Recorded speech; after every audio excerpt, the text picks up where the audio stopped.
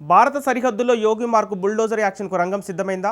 పాకిస్తాన్, బంగ్లా సరిహద్దుల నుంచి లక్షల్లో వస్తున్న చొరబాటుదారులను అడ్డుకోవాలంటే బుల్డోజర్లు రంగంలోకి దిగక తప్పదా? అమిత్ షా ప్రకటన అవునని చెబుతోంది. దేశ సరిహద్దులకు 15 కిలోమీటర్ల పరిధిలోని అక్రమ నిర్మాణాలన్నీ కూల్చివేయాలని కేంద్ర హోంమంత్రి ఆదేశించారు. దీంతో భారత సరిహద్దుల్లో 15 కిలోమీటర్ల రేడియస్లో బుల్డోజర్ యాక్షన్కు రంగం సిద్ధమైంది. ట్విస్ట్ ఏంటంటే యోగి ఆదిత్యనాథ్ ఈ యాక్షన్ ఎప్పుడో షురూ చేశారు. ఏడాది కాలంగా నేపాల్ బార్డర్లో అక్రమ మదర్సాలు, మసీదులను బుల్డోజర్లతో కూల్చేస్తున్నారు. అమిత్ షా ఆదేశాలతో ఇప్పుడు ఆ యాక్షన్ దేశ సరిహద్దుల్లో మొదలు కాబోతోంది. ఇంతకు పాక్, బంగ్లా సరిహద్దుల్లో 15 కిలోమీటర్ల పరిధిలో అక్రమ నిర్మాణాల కూల్చివేతల ఆదేశాల వెనుక అసలు వ్యూహం ఏంటి? ఈ కూల్చివేతలకు చొరబాటుదారులకు లింక్ ఏంటి? Watch this story. Amit Shah సంచలన నిర్ణయం, బోర్డర్లో యోగి యాక్షన్. 15 కిలోమీటర్ల పరిధిలో అక్రమ నిర్మాణాల కూల్చివేతలు. యోగి మోడల్ దేశ సరిహద్దులను సేఫ్గా ఉంచుతుందా? స్మార్ట్ బోర్డర్, అక్రమ వలసదారులకు చెక్ పెట్టడమే లక్ష్యంగా ఉన్నత స్థాయి కమిటీ 360 డిగ్రీల రక్షణ కవచం. బార్డర్ సెక్యూరిటీపై రీసెంట్ గా కేంద్ర హోంమంత్రి అమిత్ షా తీసుకున్న కీలక నిర్ణయాలే ఇవన్నీ.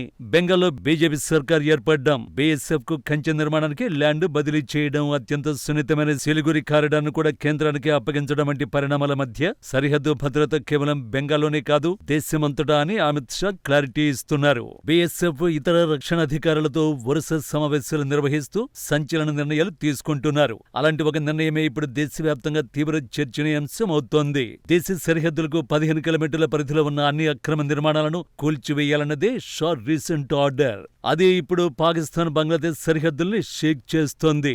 ఎందుకంటే వారి కుట్రలన్నింటికీ భారత్ సరిహద్దులని అక్రమ నిర్మాణాలే కేర్ ఆఫ్ అడ్రస్. ఇది ఎప్పుడూ తెలిసిన నిజం.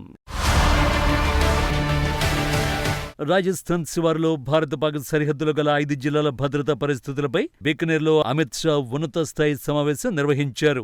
రాజస్థాన్ సీఎం భజన్లాల్ శర్మతో పాటు పలువురు ఉన్నతాధికారులు, ఆయా జిల్లాల కలెక్టర్లు, ఎస్పీలు హాజరయ్యారు. ఆ తర్వాత సరిహద్దు ప్రాంతాల్లో అక్రమాలకు అడ్డుకట్ట వేసేందుకు ఆయా జిల్లాల కలెక్టర్లకు అదనపు బాధ్యతలను అప్పగిస్తూ కేంద్ర హోంశాఖ ఆదేశాలు జారీ చేసింది.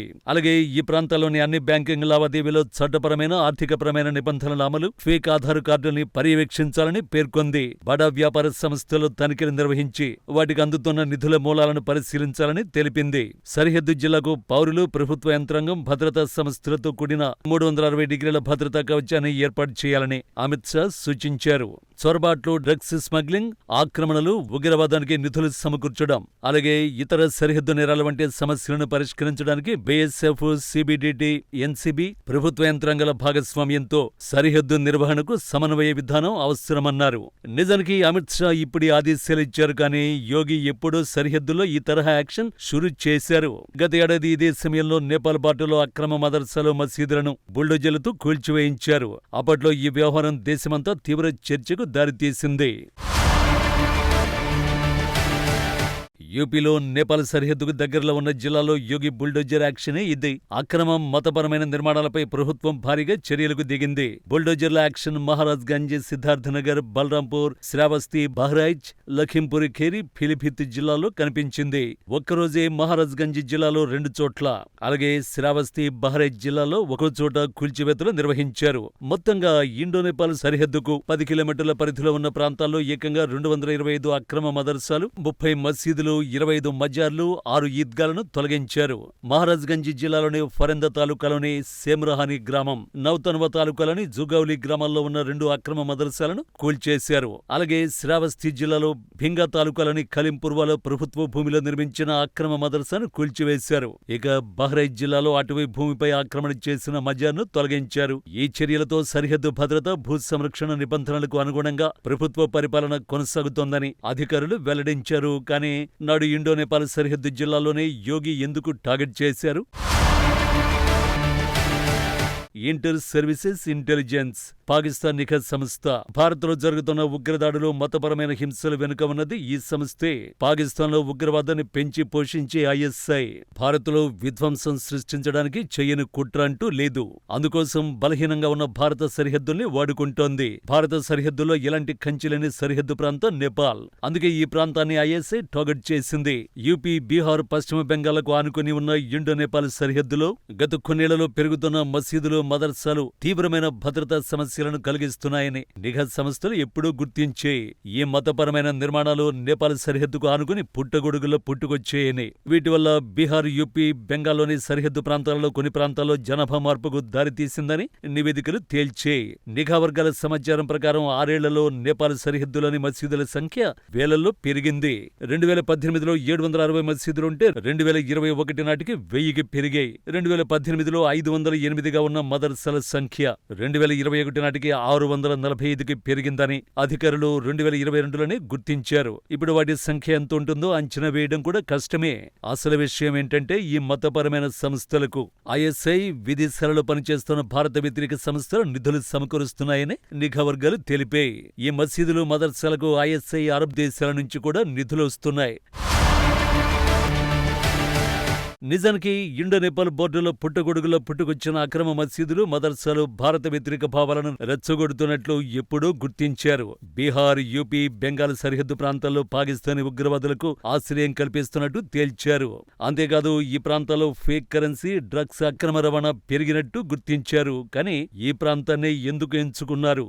ఎందుకంటే నేపాల్, భారత్ మధ్య కంచె లేకపోవడంతో పాటు ఆ దేశంతో భారత్కు ఎలాంటి అప్పగింత ఒప్పందాలు లేకపోవడం కూడా. మన దేశంలో విధ్వంసాన్ని సృష్టించి నేపాల్ పారిపోవడం చాలా ఈజీ. ఒక్కసారి నేపాల్ వెళితే ఎంతటి ఉగ్రవాదైనా సేఫ్ జోన్లోకి వెళ్లిపోయినట్టే.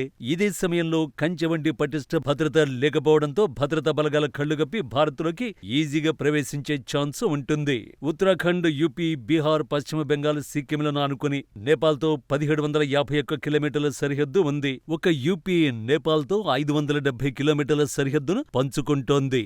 యూపీ సరిహద్దు జిల్లాలైన మహారాజ్గంజ్, సిద్ధార్థనగర్, బలరాంపూర్, బహ్రాయిచ్, శ్రావస్తి, పిలిభిత్, ఖిరిలలో మసీదులు, మదర్సాలు, మసీదు కమ్ మదర్సాల నిర్మాణాలు ఎక్కువగా జరిగాయి. గత ఏడాది యోగి బుల్డోజర్లు వాటిని కూల్చేశాయి.